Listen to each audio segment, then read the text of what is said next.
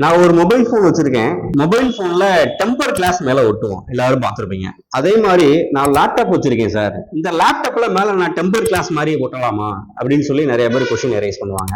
Example, நான் ஒரு laptop வச்சிருக்கேன். லேப்டாப்ல மேல டெம்பர் கிளாஸ் எப்படி மொபைல் போன்ல ஒட்டுறமோ அதே மாதிரி நிறைய பேர் ஒட்டி வச்சிருப்பாங்க. உள்ள பாத்தீங்கன்னா பபிள்ஸா இருந்த மாதிரியே இருக்கும்.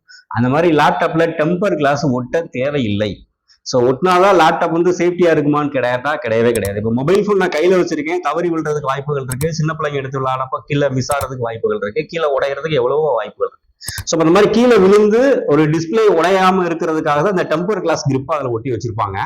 அதே மாதிரி பாத்தீங்கன்னா லேப்டாப்பை பொறுத்தளவுக்கு லேப்டாப்ல வந்து கீழே கீழே போட்டா தான் டொம்முன்னு உடையும். எக்ஸாம்பிள், கீழே போடுறதுக்கும் அதுவா விழுந்து உடையிறதுக்கு வாய்ப்புகள் ரொம்ப ரொம்ப கம்மி தான்.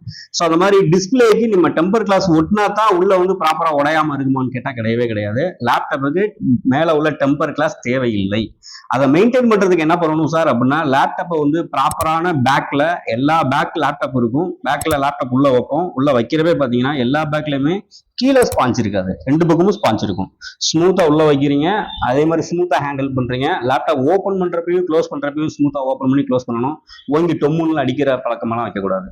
ஸோ அந்த மாதிரி நீங்க லேப்டாப்பை பயன்படுத்தினால மேக்ஸிமம் லேப்டாப் டிஸ்பிளேல ஃபால்ட் வர வாய்ப்பு இல்லை.